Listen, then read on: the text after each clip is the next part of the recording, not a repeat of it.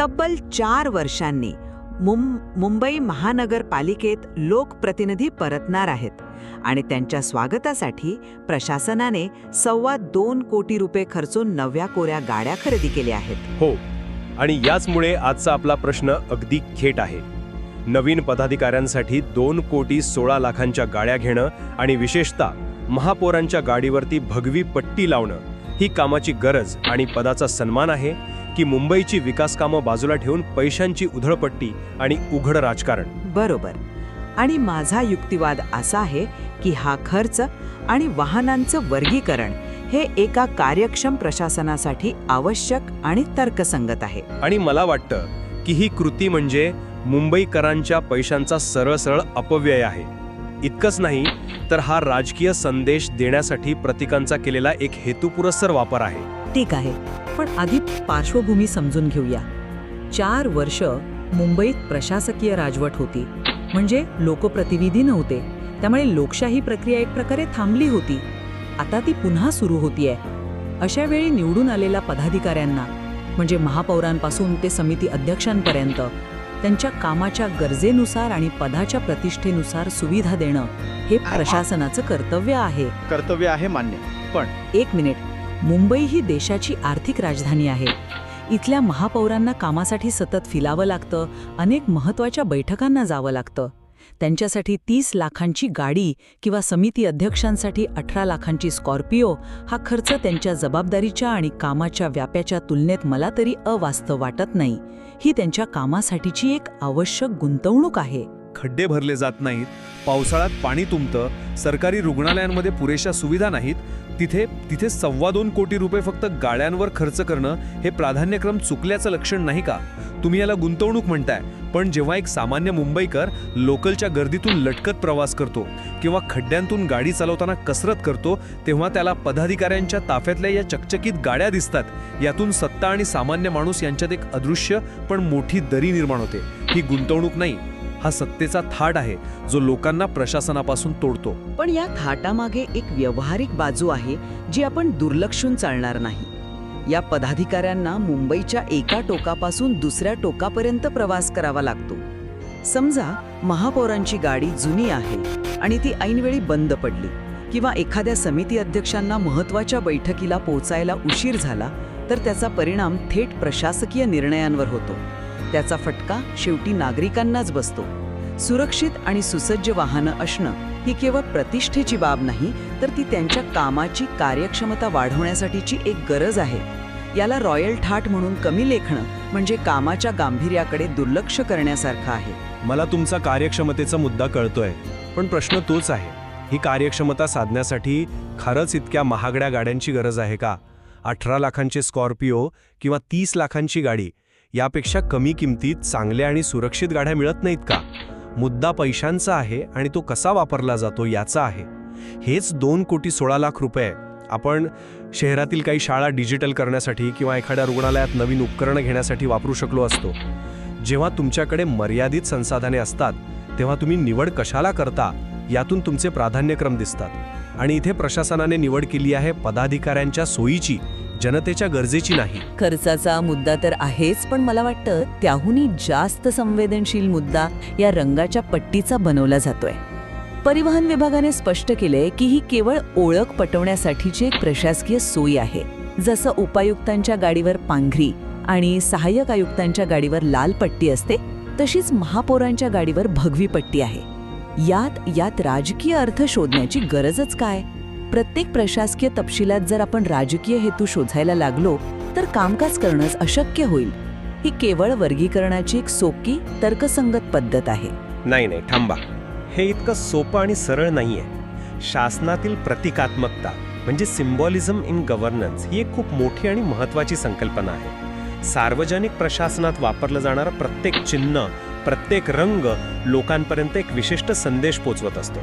आणि भगवा रंग हा गेल्या काही दशकांपासून एका विशिष्ट राजकीय विचारधारेशी इतका घट्ट जोडला गेला आहे की तो आता तटस्थ राहिलेलाच नाही. प्रशासकीय सोयीसाठी निळा, हिरवा, पिवळा, करडा असे कितीतरी तटस्थ रंग उपलब्ध होते. मग जाणून बुजून भगव्या रंगाचीच निवड का केली गेली? याला निव्वळ योगायोग म्हणणं हे एकतर भाबडेपणाचं आहे किंवा सत्य नाकारण्यासारखं आहे. पण मग तुमच्या तर्काने तर प्रत्येक रंगावर आक्षेप घेता येईल. लाल रंग क्रांतीचा आहे, हिरवा रंग निसर्गाचा किंवा एका विशिष्ट समाजाचा आहे, पांढरा शांततेचा. मग प्रशासनाने कोणता रंग वापरायचा?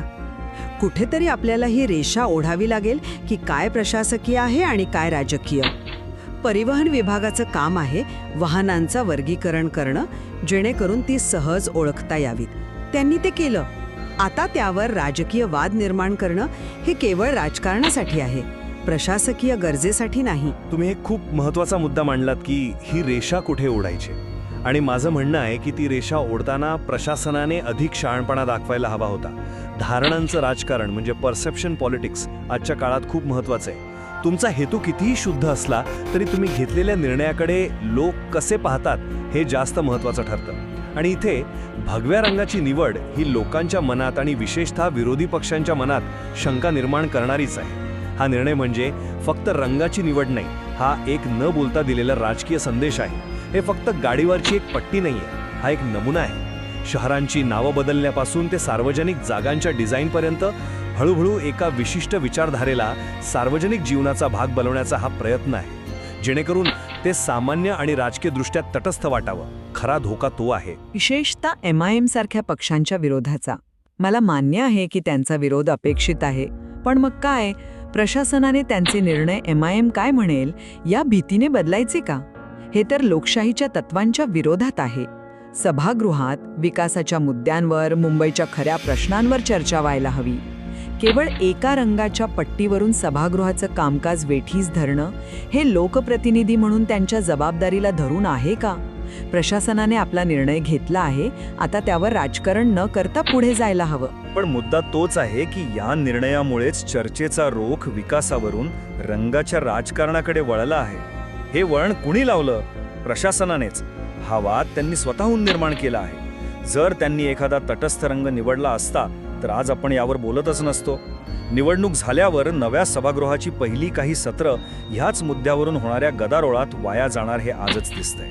मुंबईकरांसाठी महत्त्वाचे ठरणारे निर्णय बाजूला पडतील. प्रशासनाचं काम फक्त निर्णय घेणं नाही, तर असे अनावश्यक वाद टाळून कामकाजासाठी एक पोषक वातावरण निर्माण करणं हेही आहे.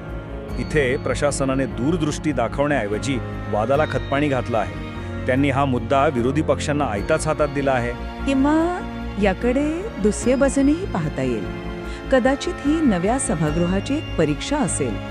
निवडून आलेले नगरसेवक अशा छोट्या प्रतिकात्मक मुद्द्यांमध्ये अडकून राहतात की मुंबईच्या मोठ्या चित्रावर लक्ष केंद्रित करतात हे यातून दिसेल. प्रशासनाने एक तर्कसंगत निर्णय घेतला. आता त्यावर परिपक्व राजकीय प्रतिक्रिया देण्याची जबाबदारी लोकप्रतिनिधींची आहे. आपण प्रशासनाला प्रत्येक संभाव्य राजकीय प्रतिक्रियेसाठी जबाबदार धरू शकत नाही. आपण नक्कीच धरू शकतो. कारण प्रशासन हे राजकीय व्यवस्थेच्या बाहेर एखाद्या निर्वात पोकळीत काम करत नाही. त्यांना सामाजिक आणि राजकीय वास्तवाची जाणीव असायलाच हवी. जेव्हा तुम्ही असा निर्णय घेता जो हमखास वाद निर्माण करणार आहे हे तुम्हाला माहीत असतं, तेव्हा तुम्ही प्रशासकीय कार्यक्षमतेपेक्षा राजकीय संघर्षाला प्राधान्य देत आहात असा त्याचा अर्थ होतो. याचा थेट परिणाम सभागृहाच्या कामकाजावर होणार आहे आणि तो टाळता आला असता. थोडक्यात सांगायचं तर हा 2.25 कोटींचा खर्च आणि त्यावर या विशिष्ट रंगाची निवड हे दोन्ही मिळून एकच गोष्ट सांगतायत की जनतेच्या खऱ्या गरजा आणि भावनांपेक्षा पदाधिकाऱ्यांची प्रतिमा आणि राजकीय प्रतिकात्मकता याला जास्त महत्त्व दिलं जातंय. जेव्हा प्रशासन असे निर्णय घेतं तेव्हा ते लोकांच्या मनात आपल्या पारदर्शकतेवर आणि हेतूंवर एक मोठं प्रश्नचिन्ह निर्माण करतं. हा केवळ गाड्या खरेदी करण्याचा निर्णय नाही, तर शहराचे प्राधान्यक्रम काय आहेत हे सांगणारा निर्णय आहे. याउलट मला असं वाटतं की लोकशाही पद्धतीने निवडून आलेल्या पदाधिकाऱ्यांचा सन्मान करणं आणि त्यांना त्यांचं काम प्रभावीपणे करण्यासाठी आवश्यक साधनं पुरवणं हे एका सशक्त आणि कार्यक्षम प्रशासनाचं लक्षण आहे. 4 वर्षांच्या खंडानंतर लोकशाही पुन्हा रुळावर येत असताना अशा सकारात्मक वातावरणात रंगासारख्या छोट्या मुद्द्याला गरजेपेक्षा जास्त महत्त्व देऊन आपण मूळ उद्देशापासून भरकटत आहोत. हा खर्च आवश्यक आहे आणि वर्गीकरणाची पद्धत पूर्णपणे तर्कसंगत आहे. विनाकारण वाद निर्माण केला जात आहे. या आपल्या चर्चेतून एक गोष्ट मात्र स्पष्ट होते की कोणताही प्रशासनिक निर्णय केवळ कागदावर तर्कसंगत असून चालत नाही. त्याचा समाजात काय संदेश जातो, लोकांच्या मनात काय भावना निर्माण होतात आणि त्याचे राजकीय पडसाद काय उमटतात हे पाहणंही तितकंच किंबहुना जास्त महत्त्वाचं असतं. प्रशासकीय शहाणपण आणि राजकीय शहाणपण यात फरक असतो. अगदी बरोबर. आणि शेवटी पदाधिकाऱ्यांसाठीची ही स्वारी आणि त्यावरचा रंग, यावर होणारा खर्च योग्य की अयोग्य याचा विचार करताना प्रत्येक नागरिकाने स्वतःला एक प्रश्न विचारला पाहिजे. आपल्या शहराचे खरे प्राधान्यक्रम काय असावेत? चकचकीत रस्ते, उत्तम आरोग्य सेवा, 24 तास पाणी की पदाधिकाऱ्यांचा थाट? याचं उत्तरच या वादाचं खरं